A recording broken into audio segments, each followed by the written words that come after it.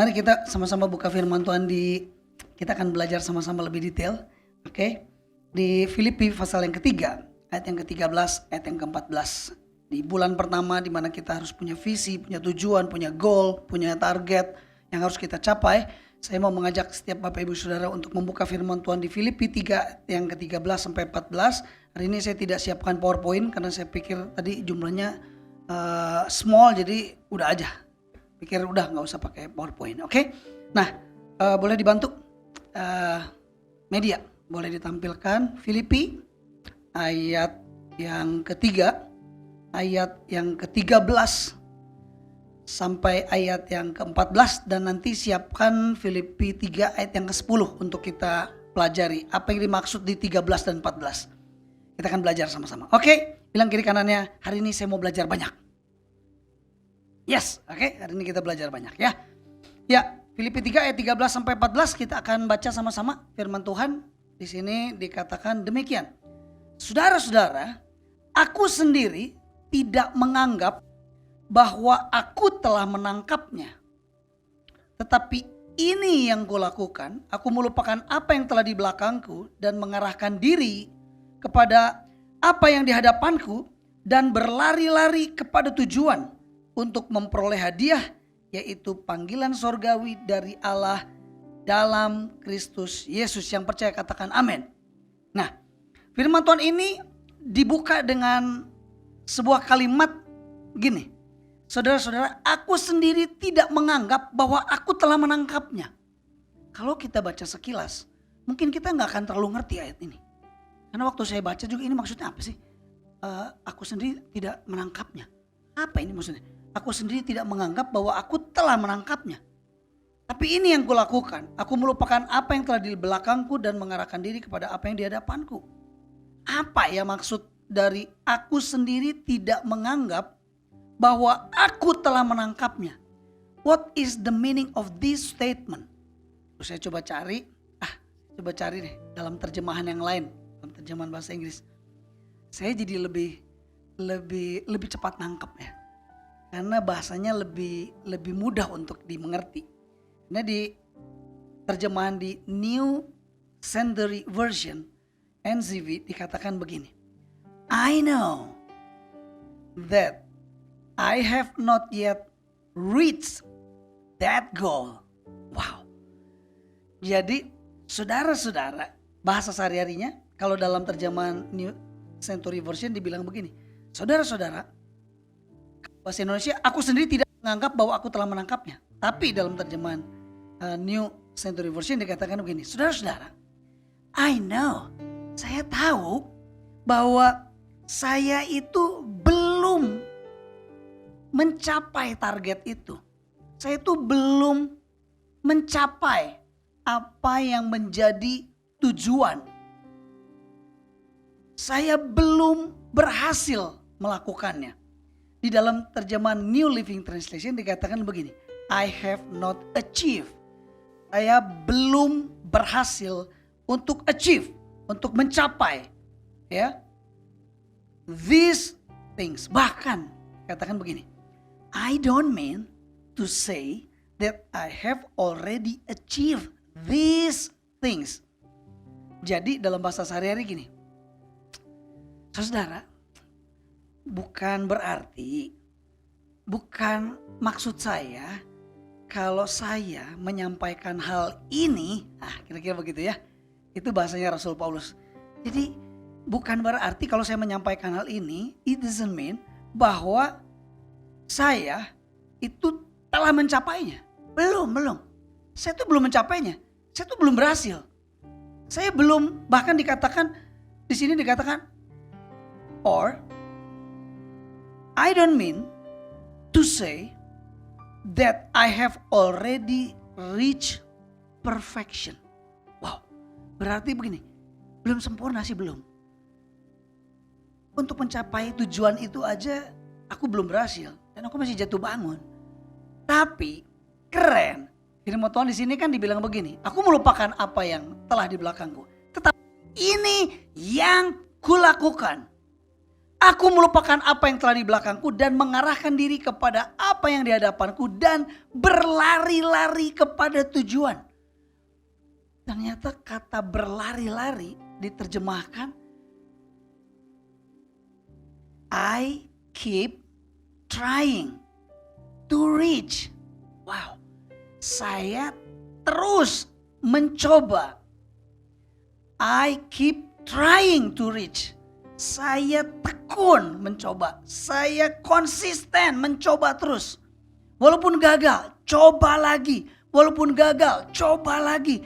Walaupun gak berhasil, coba lagi. I keep trying. Saya terus mencoba. Enggak menyerah. Nah, mentalitas ini perlu kita miliki dalam hidup. Karena banyak anak-anak Tuhan itu dia secara spiritual memahami, tetapi pada saat menjalankannya, pada saat menghidupinya, wow, gak mudah loh. Karena begini, perjalanan hidup kita itu bukan 100 meters kita running. Kita lari 100 meter, enggak. Tapi kita tuh maraton, jauh. Jadi kita perlu endurance, perlu kekuatan lebih, perlu konsistensi, perlu ketekunan, perlu persisten untuk melakukannya. Nah, firman Tuhan ini jadi begini, saudara-saudara, bukan berarti aku ngomong ini berarti saya itu udah sempurna, bukan berarti saya itu udah mencapainya, bukan berarti saya itu udah hebat, gitu kira-kira bahasa sehari-harinya. Nah, tapi ini yang aku lakukan, aku melupakan apa yang telah di belakangku, melupakan masa lalunya, melupakan kegagalannya, melupakan ketidakberhasilannya, melupakan sesuatu yang in the past, yang mungkin buruk. Dalam bahasanya Kak Cincin yang udah sekolah counseling, itu bukan hanya mengabaikan, tapi ada sesuatu yang jauh lebih baik dari sekedar mengabaikan masa lalu, tapi memproses masa lalu. Bukan begitu Kak Cincin? Gitu ya, memproses. Karena kita ini sebenarnya produk dari masa lalu kita. Saya mungkin punya masa lalu yang mempengaruhi kenapa saya berperilaku hari ini. Kenapa saya punya kecenderungan seperti ini. Ternyata itu dipengaruhi oleh background dari masa lalu saya. Andi, ini benar Andi ya? Benar Andi? Andi? Benar sih? Andi sama Susi, betul? Betul ya? Kok kamu sendiri ragu ya? Ya gitu dong. Andi dan Susi, nah ini mau merit nih. Merit ini bukan cuma sekedar terus kemudian ada di pelaminan terus pesta beres. Mempersatukan dua pria dan wanita yang berbeda. Wah, itu gak gampang. Harus diteliti nih. Andi punya masa lalu seperti apa dulu waktu kecilnya. Kenapa Andi cenderung jadi tipe yang seperti ini. Kenapa Susi menjadi tipe yang seperti ini. Itu dipengaruhi oleh masa lalu. Tapi keren, Paulus bilang, udah gue gak peduli dengan masa lalu. Gue gak peduli dengan kegagalanku. Gue gak peduli dengan ketidakberhasilanku. Tapi ini yang kulakukan. Aku melupakan. Mengarahkan diri kepada apa yang di hadapan. Tambahannya ketika kita sudah belajar tentang ilmu konseling. Berarti ini sudah diproses kalau bisa ya Cing ya. Bukan cuma diabaikan. Udah. Enggak. Tapi diproses dengan baik. Diproses dengan baik. Sehingga kita menjadi seseorang yang wise. Karena saya punya quotes kan. If you know why, then you will be wise. Harus tahu why-nya, faktornya. Supaya kita jadi ngerti. Kalau enggak kita cuma nuntut. Kalau enggak kita gimana sih? Kalau enggak kita complain. Karena kita enggak tahu why-nya. Nah, kita perlu tahu why-nya. Itu penting dalam hidup kita. Kita tahu mengapa orang ini seperti ini. Kenapa? Itu penting. Supaya kita menjadi orang yang bijak dalam menyikapi. Melupakan yang di belakang, mengarahkan diri kepada apa yang di hadapanku. Dan I keep trying. Aku berlari-lari kepada tujuan. Ya, I keep trying. Keep trying. Keep trying. Keep trying. Terus. Coba terus. Berlari-lari kepada apa? Tujuan. Katakan tujuan. Tujuan penting gak? Penting. Dalam kehidupan sehari-hari, kita gak mungkin menggunakan aplikasi moda transportasi tanpa menuliskan tujuan. Coba dibuka aplikasinya. Lalu Anda tulis begini. Tujuan, nanti dia cari location kita ada di mana. Lalu mau kemana? Tulis di aplikasi saudara, tulis gini. Bebas. Coba. Bebas. Itu nggak akan bekerja. Karena bingung mau bebas kemana ini maksudnya. Harus jelas. Tujuan itu penting. Bilang kiri kanan, tujuan itu penting. Katakan sama-sama, tujuan itu penting. Nah, berlari-lari kepada tujuan. I keep trying to my purpose, to my goal, to my aim, to my vision. Target, goal. Apalagi? Vision. Apalagi? Purpose, aim. Untuk memperoleh hadiah, yaitu panggilan sorgawi dari Allah dalam Kristus Yesus. Pertanyaannya, kalau kita baca di sini kata ada kepada tujuan, pertanyaannya, tujuan apa? Hei, baca Alkitab harus hati-hati. Kalau enggak nanti bakal diterjemahkan begini. Udah, ini terjemahan bebas nih, seringkali anak Tuhan gini. Udah, lupain aja udah, ngapain sih lu, move on dong, harus move on. Udah nggak usah inget-inget terus, lupain aja udah masa lalu. Lupainlah sejarah lu bersama cowok itu atau bersama cewek itu. Udah lupain kalau ada orang yang pernah nipu lu. Udah lupain aja, berlari-lari ke arah tujuan. Pada saat kita mendengar kata tujuan, seringkali diterjemahkan tujuannya adalah udah tinggalin yang gak enak di belakang. Kan tujuan kita di depan mulia. Apa tujuannya? Jadi orang kaya. Tujuannya apa? Punya uang banyak. Tujuannya apa? Punya aset banyak. Tujuannya apa? Punya posisi. Tujuannya apa? Punya jabatan. Tujuannya apa? Punya kekayaan. Tujuannya apa? Bisa berlibur. Tujuannya apa? Seringkali menerjemahkan tujuannya seperti itu. Oke, kalau mau diterjemahkan dalam kehidupan sehari-hari tujuan seperti itu, salah gak? Salah gak? Punya tujuan seperti itu. Tujuannya gue bisa lulus kuliah dan gue dapat pekerjaan. Salah gak? Enggak dong. Itu kan cara menerjemahkan kita terhadap ayat ini. Tetapi mari hari ini kita tinggalkan itu dulu. Bergeser dari tujuan-tujuan seperti yang kita tahu di kepala kita. Target punya omset sekian, punya pasangan, punya keluarga, punya anak, punya cucu, punya segala macam. Nothing wrong with that. Enggak ada yang salah dengan itu. Tapi ayat ini menjelaskan lebih detail tentang apa arti kata tujuan pada ayat itu. Ternyata tidak seperti yang hari ini seringkali kita terjemahkan. Bagaimana kita bisa mengetahui di ayat ini Rasul Paulus melupakan lalu berlari-lari kepada tujuan. Tujuan yang mana? Tujuan yang seperti apa? Wow, hari ini kita akan belajar tentang tujuan yang dimaksud di ayat ini. Untuk kita bersama-sama di bulan di mana kita memasuki tahun yang baru. Kita tahu bahwa tujuan di dalam hidup kita yang dimaksud dengan ayat ini adalah apa? Mari kita telusuri bersama-sama. Coba buka ayat yang ke-10, coba lihat. Disitulah sebenarnya tujuannya. Nah, kita kan baca cuma ayat 13, ayat 14. Tapi ternyata apa tujuannya itu? Tujuan di situ. Yes, tujuannya ternyata ada 4. Katakan, tujuannya ada 4. Tujuannya ada 4. Bahkan saya challenge saudara. Saudara bisa gak menghidupi seperti apa yang dihidupi oleh Rasul Paulus? Karena Rasul Paulus ini gila men, berat. Saya katakan berat. Nanti saya akan ajak Bapak Ibu Saudara untuk melihat seberapa berat seorang Rasul Paulus menetapkan tujuannya. Oke? Yang ku kehendaki ialah, lihat, yang pertama, supaya saya mengenal Kristus. 2, mengalami kuasa yang menghidupkan dia dari kematian. Ketiga, saya ingin turut menderita dengan dia. Keempat, menjadi sama seperti dia dalam hal kematiannya. Dengar baik-baik. Kita seringkali salah menerjemahkan tujuan ini, diterjemahkan dalam bahasa sehari-hari. Sekali lagi gak salah. Tapi mari upgrade hidup saudara. Nggak mudah loh.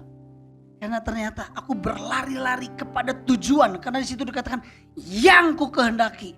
Bahkan di dalam terjemahan New English Translation, di situ dikatakan dengan jelas. Kalau nggak percaya buka Bible saudara, ketik itu terjemahan dari NET, New English Translation, dikatakan begini, my aim. Artinya apa? Aim itu apa? My aim itu apa? Tujuan, sasaran. Artinya Rasul Paulus bilang begini, bahwa yang dimaksud dengan berlari-lari kepada tujuan yang mana? Tujuan itu yang di ayat 10. My aim, my purpose, my target, my goal. 4 hal. Ternyata 4 hal ini tidak mudah. Beberapa hal mudah, tapi beberapa hal tidak mudah. Selamat datang penderitaan. Selamat datang kesukaran. Selamat datang kesulitan. Selamat datang kesesakan. Karena itu akan menjadi bagian dari hidup kita selama kita menjadi anak-anak Allah. Tidak mudah. Seringkali gereja yang populer adalah gereja yang mengajarkan tentang 5 cara untuk menjadi kaya, 8 cara untuk hidup bahagia, 7 cara untuk mengalami kelimpahan, 2 cara untuk meraih kesuksesan dengan cara cepat, bisa penuh. Tapi kalau gereja mengajarkan tentang penderitaan, mungkin gereja itu akan ditinggalkan. Karena itu gak memenuhi pasar. Tapi ingat, gereja seringkali berkebalikan dari apa yang diajarkan Yesus. Gereja seringkali menawarkan sesuatu yang enak.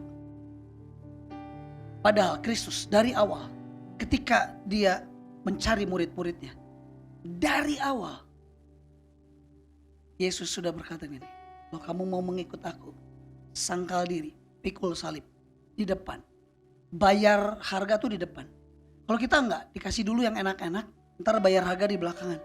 No wonder gereja mentalitasnya jadi manja. Kenapa kamu enggak pelayanan? Gini kak, aduh, nanti hujan gede kak. Ya.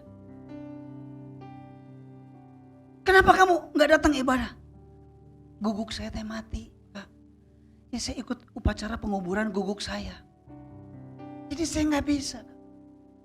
Kenapa kamu gak ikut pemuridan? Itu kak, karena itu banyak ulangan kak, banyak tes.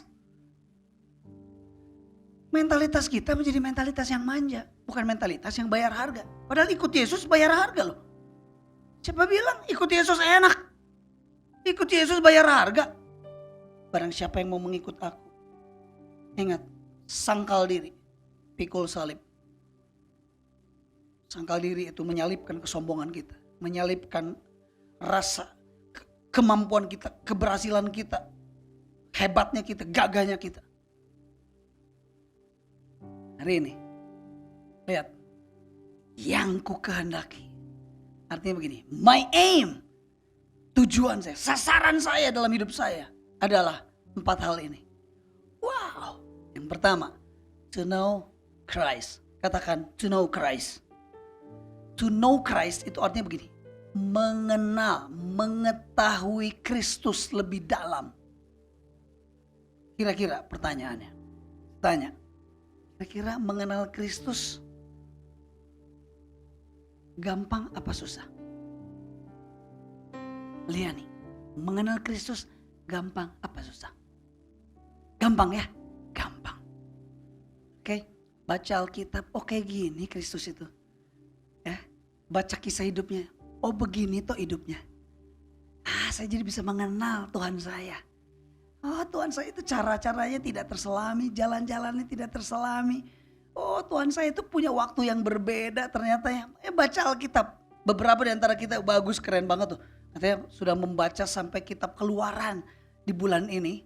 Target katanya, karena kapan lalu ada yang memberikan sedikit inspirasi bahwa udah nggak kita membaca minimal habis 1 Alkitab ya.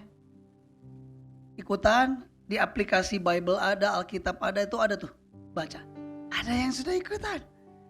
Gun, Christine, Sharon ternyata dengar kemarin kumpul keluarga. Udah sampai kitab Keluaran walaupun agak mumet-mumet bacanya. Iya memang. Ini lihat.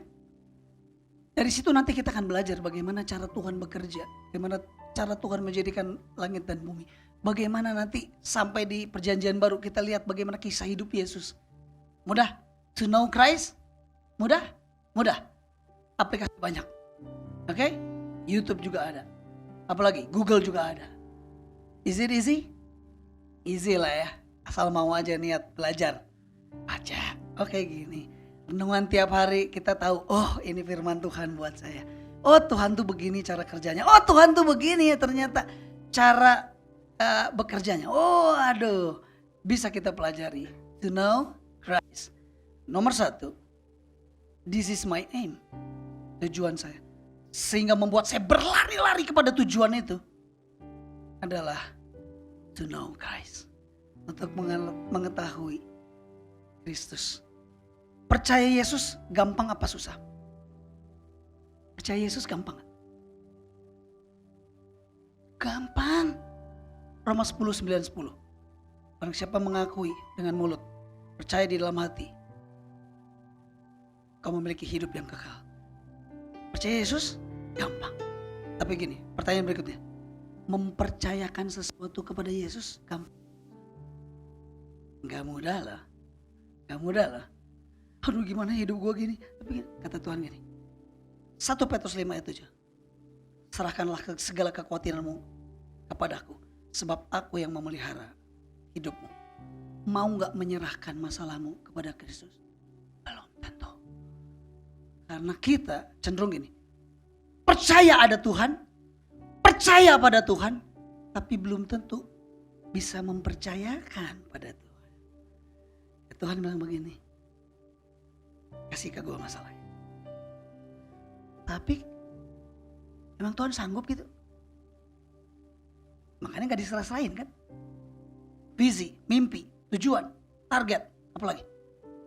Gak mudah.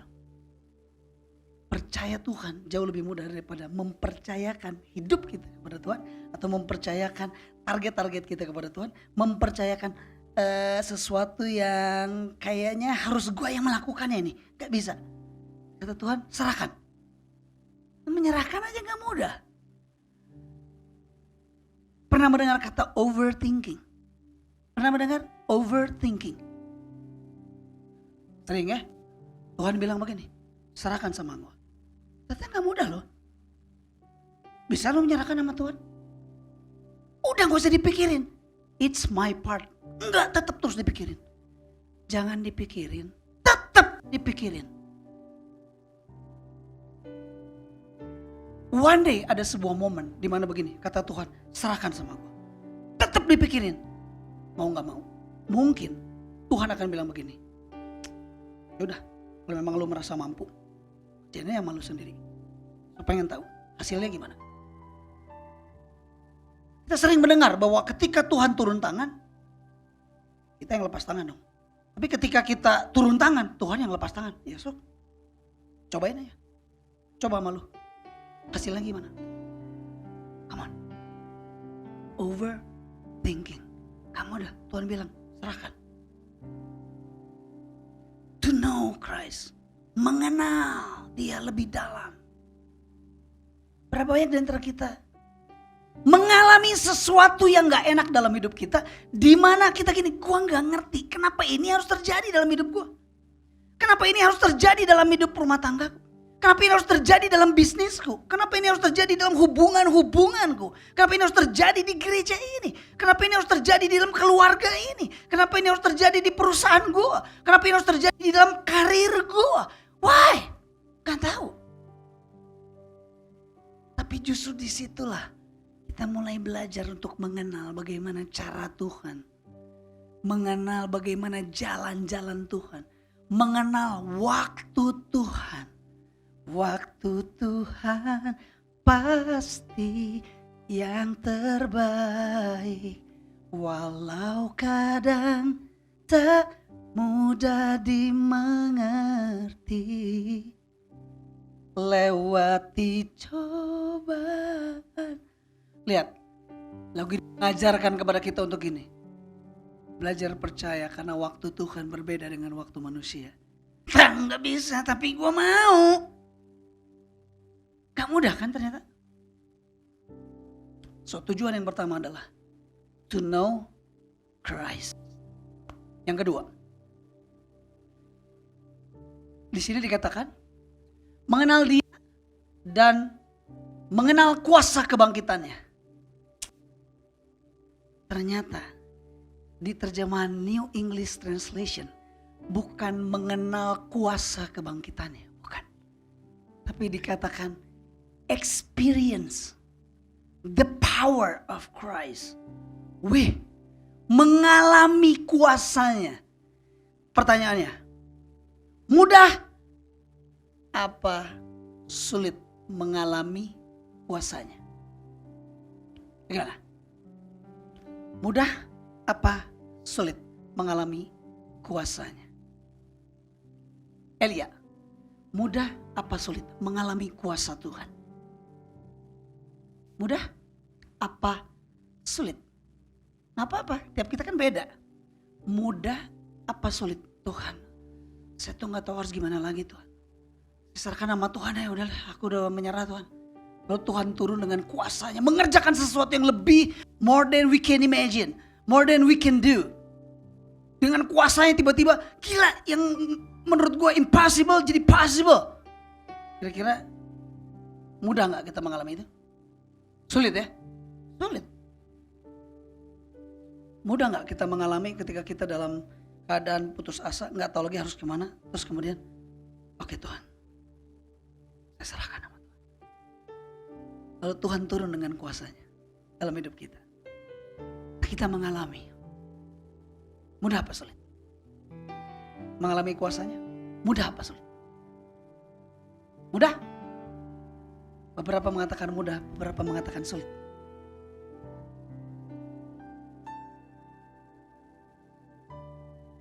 Firman Tuhan bilang begini, di dalam kelemahanmu lah kuasanya menjadi sempurna. Mau mengalami kuasa Tuhan?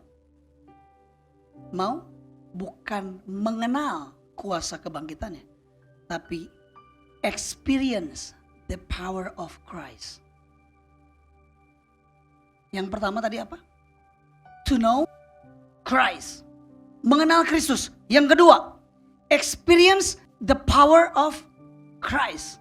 Artinya begini, mengalami, bukan cuma tahu. Tahu bahwa Yesus itu berkuasa.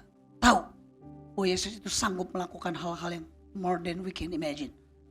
You can do the impossible things. Bukan cuma sekedar tahu, tapi experience, mengalami. Wow. Berapa banyak di antara kita yang rindu mengalami kuasa Kristus terjadi dalam hidupmu. Yang rindu. Selamat datang kelemahan. Karena kuasanya jadi sempurna pada saat engkau lemah. Pada saat engkau kuat, kuasanya gak jadi sempurna. Ketika kita menjadi seorang yang kaya raya dan tidak kekurangan apapun, kuasanya tidak menjadi sempurna atas hidup. Percayalah. Dalam sisi finance tidak akan sempurna. Kenapa? Karena kita tahu kok kekuatan kita ada berapa. Oh, kita punya uang sekian. Liani punya uang 2 juta. Lalu ada tukang bakso, ada tukang bakwan. Berapa mas semangkok? 25.000. Apakah Liani akan berdoa? Tuhan, tolong saya Tuhan. Saya pengen makan bakwan. Saya pengen makan bakso. Ampukan saya untuk bisa membeli bakso Tuhan. Saya pikir gak perlu. Anda punya uangnya ada 2 juta di tanganmu untuk dibelikan. Apakah engkau akan mengandalkan kuasa Tuhan untuk bisa menikmati bakso? Tidak. Karena engkau tahu bahwa uang saya mampu untuk membeli itu. Tapi dengar baik-baik. Engkau yang gak punya rumah, tapi mimpi pengen punya rumah. Sampai hari ini belum punya rumah. Dan uangnya sangat besar. Ratusan juta, bahkan miliar mungkin. Dan saudara nggak mampu, nggak kepikir gimana, jangankan rumah, mobil aja nggak bisa beli, apalagi rumah.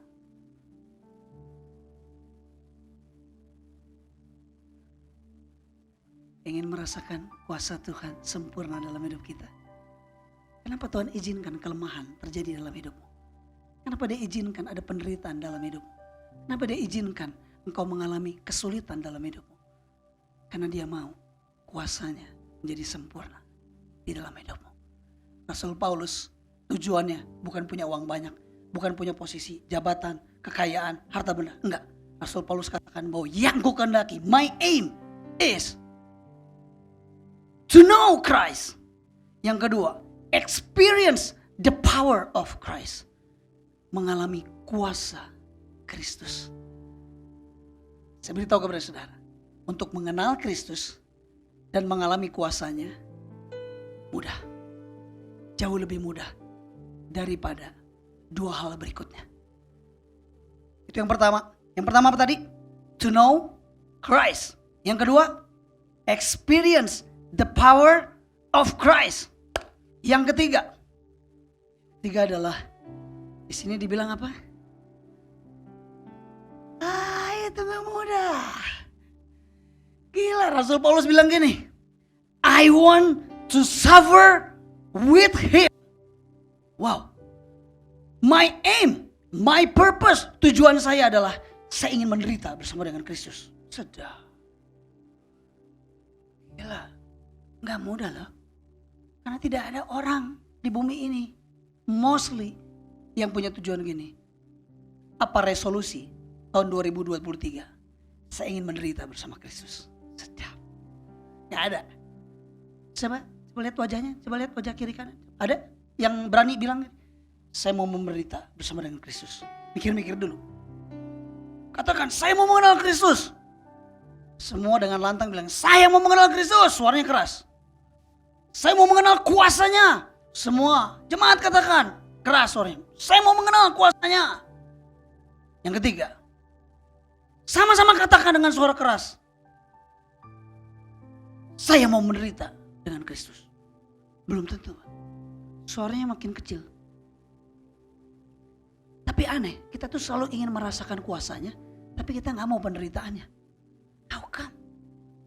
Gimana caranya? Gak mungkin. Makanya hati-hati juga gereja kalau kasih tagline atau vision. Ya, target. Visi kita tahun ini mengalami mujizat Allah. Waduh, keren. Katakan bersama-sama, mengalami mujizat Allah, mengalami mujizat Allah. Katakan, He is a miracle maker. He is a miracle maker. Dia adalah pembuat mujizat. Yang percaya katakan amin, amin. Ingat bilang kiri kanannya, ini tahun mujizat, tahun mujizat, tahun mujizat, tahun mujizat. Tahu gak caranya kita bisa mengalami mujizat? Harus menderita, harus sakit, harus gak punya uang. Lalu Tuhan tiba-tiba memberikan berkat kepada kita. Tiba-tiba ada uang. Harus mengalami, dikejar-kejar sama debt collector. Harus mengalami. Tapi jangan itu, kalau begitu Tuhan, supaya bisa mengalami kuasa Tuhan, saya akan utang banyak Tuhan. Lah, itu konyol. Saudara nggak pakai hikmat. Tapi kalau ada sesuatu, saudara sudah rapi dengan baik-baik, berusaha sebisa mungkin, udah lakukan semua, dan saudara tidak ada kesalahan apapun sedikit pun, perpuluhan lancar, persembahan lancar, persekutuan ada, datang ke gereja iya, semuanya sudah saya lakukan. Tapi ternyata Tuhan izinkan sesuatu terjadi dalam hidupmu. Apakah itu kesakitan? Apakah target dari semua mimpi kita, target dari semua bisnis kita ternyata tidak berjalan dengan lancar? Tuhan izinkan berkali-kali terjadi dalam hidupmu. Bukan karena kesalahanmu. Dengar baik-baik. Itulah yang namanya bukan hanya experience the power of Christ. Bukan hanya to know Christ. Tapi begini, suffering with Christ. Suffering with Christ. Menderita bersama dengan Kristus. Tujuan yang ketiga. Coba berikan kepada kita semua di tempat ini. Coba lihat kiri kanannya. Coba lihat kiri kanannya. Tunjukkan muka yang menderita coba. Tunjukkan muka yang menderita. Saya mau menderita bersama Kristus. Wow. Saya mau menderita bersama dengan Kristus. Beberapa di antara saudara menunjukkan wajah-wajah yang dekat sekali dengan penderitaan. Yang sampai hari ini belum selesai. Ayolah jujur. Nggak usah bilang sama gembalamu, nggak usah. Tuhan tahu. Engkau sedang ada di dalam sebuah penderitaan. Penderitaan nggak selalu bicara tentang finance. Seringkali penderitaan juga bicara tentang hubungan-hubungan yang ada. Ada orang yang kaya raya tapi hubungannya miskin. Ya loh. Saya pernah berkhotbah itu di gereja yang luar biasa kaya raya. Seperti dari wajah-wajahnya tidak ada penderitaan. Tapi ternyata ada penderitaan di hubungan-hubungan. Bersama dengan pasangannya. Bersama dengan saudaranya. Bersama dengan jemaatnya. Bersama dengan pemimpinnya. Bersama dengan teman bisnisnya. Ada loh. Jadi penderitaan itu gak selalu tentang duit. Penderitaan itu gak bicara tentang soal kita belum punya rumah, belum punya mobil, belum bisa liburan, gak selalu begitu. Ya ada. Ada yang hubungannya sangat kuat, manis, harmonis, keren. Tapi ternyata dia punya penderitaan tertentu di area kesehatannya. Mungkin. Gak tahu. Setiap kita ada masalah itu. Tapi dengar baik-baik. Kita harus punya tujuan yang sama seperti Rasul Paulus. Berlari-lari kepada tujuan. Ya, apa tujuannya? To know Christ. Experience the power of Christ. Ketiga, suffering with Christ. Terakhir. Yang keempat. Tujuan Rasul Paulus adalah to be like Christ. Menjadi seperti Kristus. Katakan seperti Kristus. Bilang kiri kanannya, saya mau seperti Kristus. Dengar baik-baik. Menjadi seperti Kristus itu tidak terjadi ketika saudara ada di zona nyaman. Ada di zona nyaman tidak akan membuat dirimu menjadi seperti Kristus. Menjadi seperti Kristus itu harus melewati sebuah proses yang namanya penderitaan, yang namanya kesulitan. Menjadi seperti Kristus harus dilewati dengan proses yang bertemu dengan seseorang yang menyebalkan di sebelah saudara. Betul? Ya. Jangan dipikir gembala saudara tidak dibentuk. Malah saudara juga dibentuk. Temu dengan begitu masalah-masalah orang-orang yang membuat saya mumet. Bukan mumet. Mumet. Tanya istri saya. Mumet, Jos. Lu mumet ya? Bukan. Gua mumet. Bukan mumet. Mumet. Itu levelnya lebih tinggi.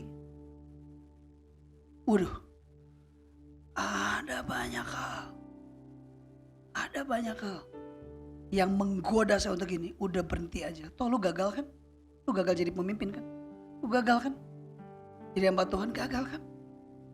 Lihat keluargamu. Lihat anak-anak rohanimu. Lihat stafmu. Lihat semua jemaat. Lihat. Tergoda ada. Tapi saya ingat waktu saya sedang naik sepeda bersama dengan Kelvin. Karena dia yang meracuni saya. Saya ingat. Satu tanjakan berat. Bukan berat. Berat. Satu tanjakan berat. Kalah oleh satu tekad. Kalah. Berat.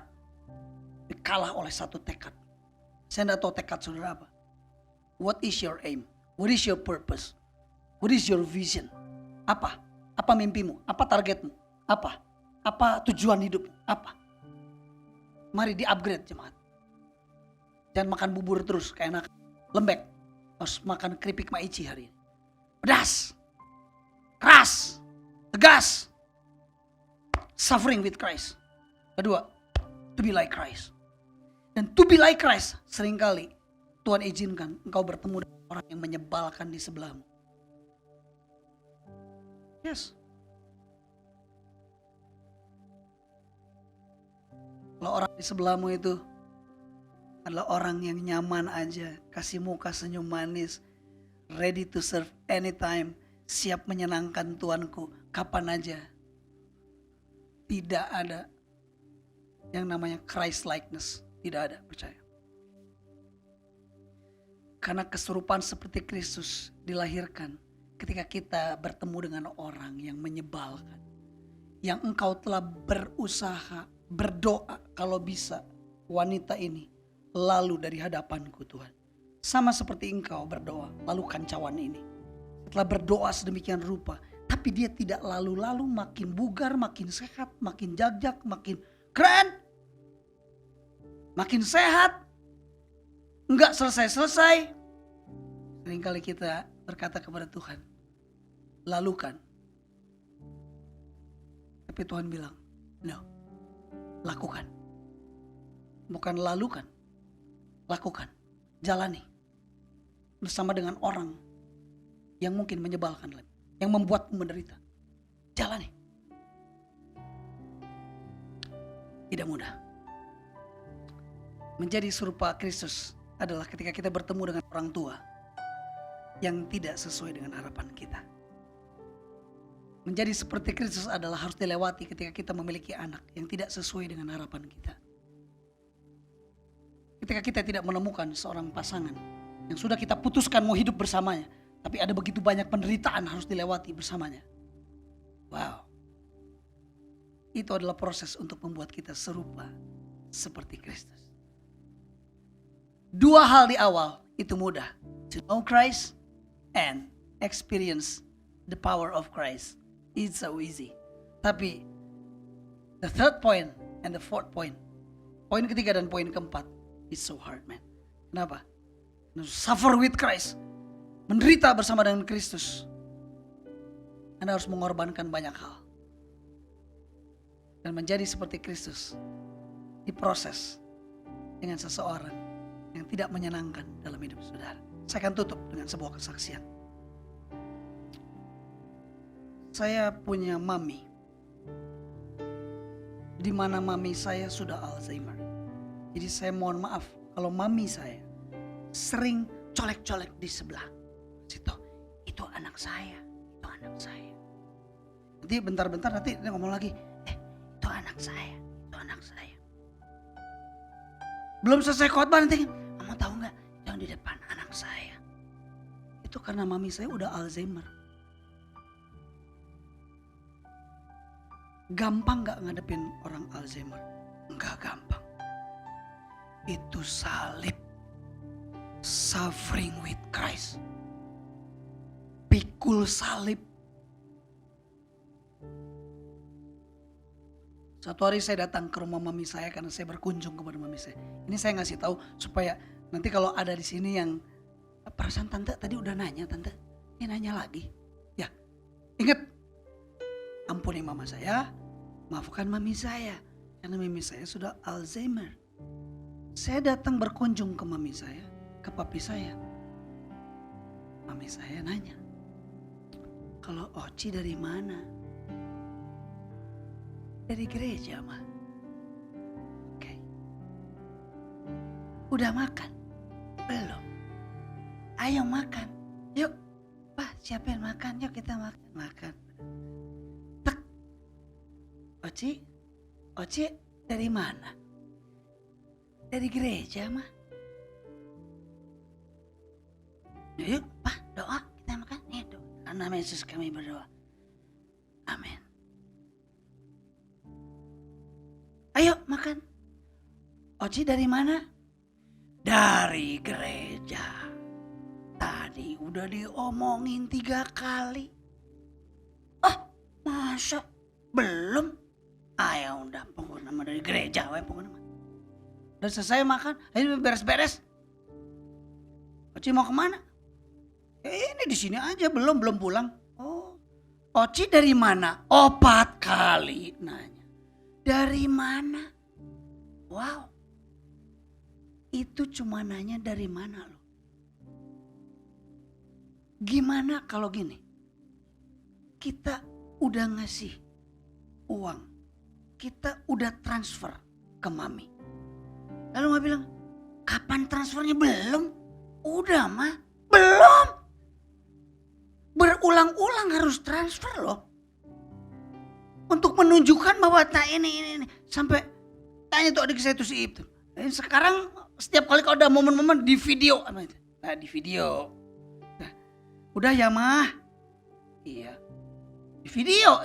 Jadi kalau gini, belum. Sebentar, setel videonya. Ini teh siapa?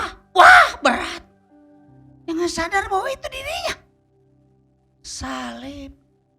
Sampai akhirnya saya ketemu dengan satu sepupu yang adalah dokter. Dia bilang begini, yang harus lebih waspada, yang harus lebih wanti-wanti itu bukan yang sakit Alzheimer. Tapi orang di sekeliling dari Alzheimer. Itu harus hati-hati karena kalau bisa terluka, bisa kepahitan. Itu salib. Suffering with Christ. She's my mom.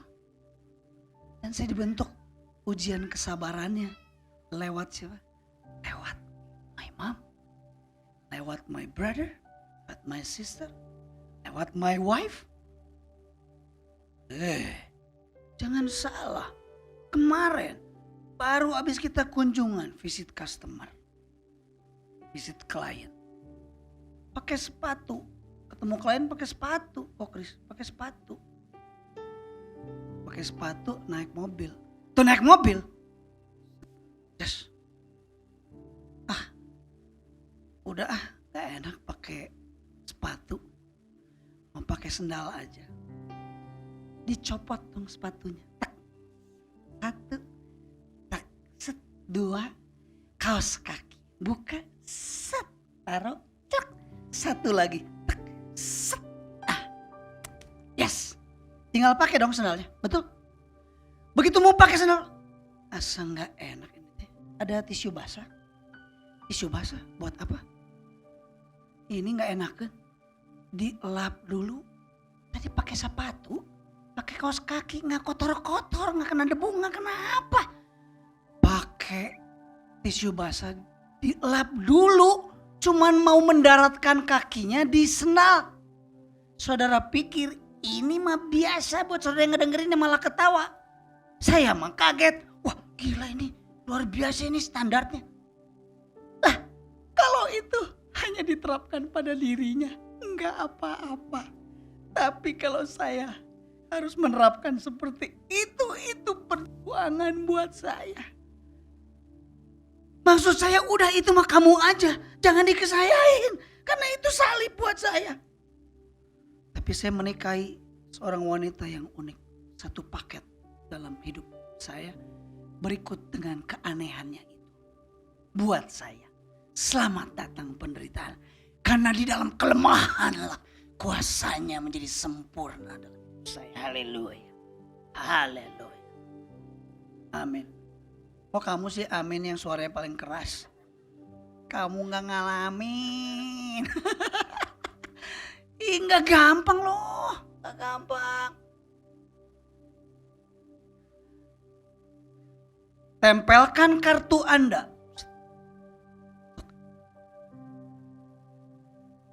Menempel doang kan?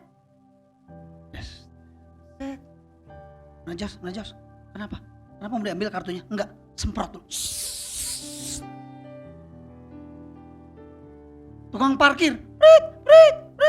Terus, balas, terus. Makanya hati-hati bergaul sama tukang parkir. Karena tukang parkir itu provokasi untuk kita tidak bisa mengampuni. Karena apa? Karena dia selalu begitu. Terus balas pak, balas kanan, balas. Loh, kita padahal mau mengampuni, balas katanya. Ingat di sini. Jadi setiap kali ada orang yang menyakiti, pengen kita mengampuni, ingat tukang parkir, balas pak, balas. Nggak gampang. Udah gitu saya keluarin uang rupiah. Ini uang rupiah. Istri saya tuh nggak mau pakai uang yang kembalian, nggak mau. Jadi ke bank minta tuker. Nah ini 100.000, 200.000, tuker. Semua uang baru, seri. Nomor 1, 2, 3, 4, 5, 6, 7. Semua ada serinya. Ngurut. Saya taruh. Tukang parkir. Saya ambil 2. 4.000. Saya kasih. Set. Kasih ya Pak? Ya. Tutup. Set. Jos. Mana apa lagi? Tangan. Kenapa tangan? Semprot. Haleluya. Semprot tangan. Ini udah PPKM yang udah mau habis Pak. Udah sampai Jokowi juga bilang sudah tidak ada lagi PPKM. Tetap semprot. Terima kasih. Kamu tahu penderitaan aku. Dikasih hotel sama klien. Kita nginep di hotel. Begitu masuk. Wow. Itu udah ada semprotan dia tuh. Sudah disemprotin semua. Semua diam dulu. Jangan ada yang bergerak. Diam. Siap. Kita ada di pintu. Saya yang masuk. Detektif. Ada virus kan di sini? Semua meja, tempat tidur, bantal, kamar mandi, semprot dulu semuanya. Baru boleh masuk. Luar biasa. Saya mau beritahu kepada saudara, sebelum menikah Andi, pastikan baik-baik istrimu. Tapi kalau engkau sudah memutuskan dan istrimu seperti itu, seperti tadi yang saya ceritakan tentang istri saya, dengar baik-baik. Satu hal yang saya ingin sampaikan buat Anda. Jenis seperti ini. 2 hal. Tidak bisa diusir dengan biasa-biasa. Harus dengan doa dan puasa. Dan yang kedua. Jenis ini harus dilestarikan. Ingat baik-baik. Sebelum menikah, cek dulu. Barangkali lebih gila dari istri saya. Selamat datang kehidupan. Karena di dalam kelemahanlah kuasanya menjadi sempurna. Terakhir saya akan tutup dengan sebuah pertanyaan dari anak saya. Anak saya bilang gini, "Pak, kenapa sih hidup tuh kita harus mengalami kayak gini? Orang-orang itu sembarangan ngomong. Orang itu memfitnah. Nggak tahu kita seperti apa. Tadi diomongin, difitnah. Oh, dijelek-jelekin. Ya nggak tahu gitu. Kenapa kita harus mengalami ini?" Terus saya bilang sama anak saya, coba buka Filipi 3 ayat yang ke-13. Filipi 3 ayat yang ke-10 baca Kay. Dia bilang begitu. Coba. Apa di situ Kay? Suffering with Christ. To be like Christ. Apa mengaitnya Pak? Ini statement yang saya akan tutup buat kita pagi hari ini. Statementnya adalah begini. Semakin kita mengalami penderitaan yang berat.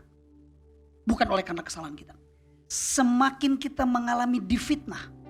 Semakin kita mengalami dijelek-jelekin. Dibully. Dilecehkan. Dipertanyakan. Semakin kita mengalami itu bukan karena kita berbohong. Bukan karena perilaku kita, bukan. Semakin kita sering mengalami itu. Dengar baik-baik, kabar baiknya adalah kita semakin seperti Yesus. Ya. Karena Yesus aja juga dilecehkan. Tuhan nih. Tuhan. Tuhan. Coba lo turun dari salib. Bisa lo. Buktinya lo gak bisa. Melecehkan dong itu. Betul? Dia diludahi. Dikasih mahkota duri. Raja nih mahkotanya. Emang enak pikul salib? Tidak mudah. Jadi Bapak Ibu Saudara hari ini dari wajah-wajahnya, wajah-wajah yang penuh dengan salib, ada kabar baik. Karena saudara semakin seperti Yesus. Kalau kurang wajahnya seperti salib, kurang mengalami salib dalam hidupmu, hati-hati. Jangan dulu merasa nyaman, jangan dulu merasa bahagia. Kenapa? Pertanyaan berikutnya adalah, apakah engkau seperti Kristus atau tidak? Karena firman Tuhan katakan, my aim is to know Christ, to experience the power of Christ, living, suffering with Christ, and to be like Christ. Jadi, selamat datang hal-hal aneh yang Tuhan izinkan terjadi dalam hidup saudara. Ip, gentengnya bocor lagi Ip ya. Udah dibenerin ya, masih bocor lagi ya. Salah lu? Bukan. Tapi lu alami? Selamat datang. That's your cross. That's our cross. Setiap kita punya cross yang berbeda-beda. Jangan jadi jemaat yang hanya senang dengan crown, tapi gak mau menghidupi cross. Kita harus menghidupi cross. Karena there is no crown without cross. Sudah selesai? Mari kita tundukkan kepala, kita berdoa. Bapa di dalam sorga, terima kasih buat kebenaran firman-Mu hari ini dibukakan. Karena ternyata Rasul Paulus berlari-lari kepada tujuan, bukan tujuan untuk punya uang banyak, punya aset lebih banyak, punya tujuan jadi populer, jadi famous, punya tujuan jadi orang yang hebat, jadi punya tujuan menjadi seseorang yang kaya raya, hartanya luar biasa, bisa liburan, bisa enggak, tidak salah dengan itu, tidak salah. Tetapi kalau cuma itu, dengar baik-baik. Firman Tuhan katakan, yang ku kehendaki. This is the word of God. My aim, my purpose, my vision. 4 hal. To know Christ. To experience the power of Christ. Suffering with Christ. And to be like Christ. Berapa banyak di antara kita hari ini Tuhan sedang bicara secara pribadi kepada kita. Dan Tuhan ingatkan, mari, jangan bangga dulu kalau engkau punya jabatan yang keren, posisi yang keren, uang yang banyak, posisi yang hebat, bisnis yang keren, harta yang banyak. Jangan bangga dulu. Tenang, tambahkan 4 hal tadi dalam hidupmu. To know Christ, experience the power of Christ, suffering with Christ, and to be like Christ. Kami berdoa supaya mengenal Kristus, mengalami kuasa Kristus, menderita bersama dengan Kristus, menjadi seperti Kristus. Itu bukan kita hindari, tapi kita jalani. Kita gak bisa cuma hidup mau punya kuasa seperti Kristus, tapi tidak mau menderita seperti Kristus.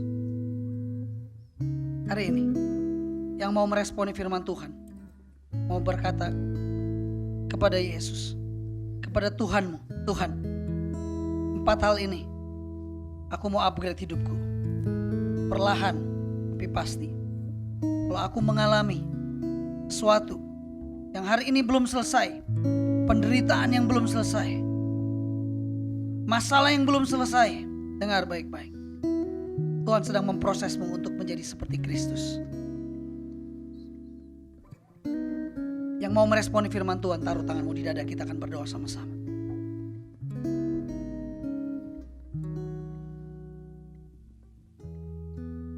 Bapa di dalam sorga, terima kasih buat firman-Mu. Rasul Paulus pun belum sempurna. Sebabnya dia berkata, bukan berarti kalau saya ngomong ini saya sudah mencapainya. Bukan berarti kalau saya ngomong ini saya sudah sempurna. Belum. But I keep trying. I keep trying.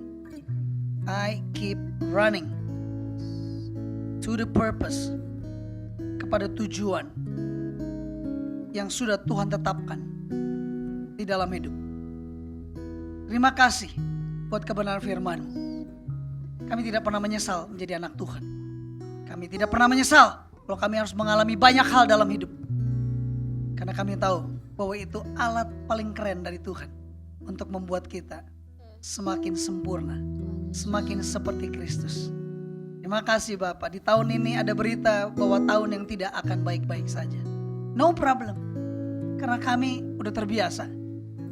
Karena kami punya mentalitas to suffer with Christ, to be like Christ. Itu bagian dari hidup kami. Karena seringkali kuasa Tuhan sempurna bekerja di dalam kelemahan kita. Kita menjadi serupa seperti Kristus lewat pembentukan dengan orang-orang, dengan situasi yang tidak membuat kita nyaman. Terima kasih buat firman-Mu meneguhkan kami. Kami menjadi kuat keluar dari tempat ini karena kami tahu 4 tujuan ini jadi bagian dalam hidup kami. To know Christ, experience the power of Christ, suffering with Christ, and to be like Christ di dalam kehidupan kami. Terima kasih Bapa, terima kasih Tuhan Yesus. Di dalam namamu kami berdoa, kami mengucap syukur. Semua yang percaya sama-sama katakan amin. Yes, amin, Lord Jesus. Ku yakin kau hadir di sini. Ku rasakan kuasa yang tak terbatas. Ku yakin kau nyata di sini. Kemenangan terjadi di sini. Come on church, sing together. Ku yakin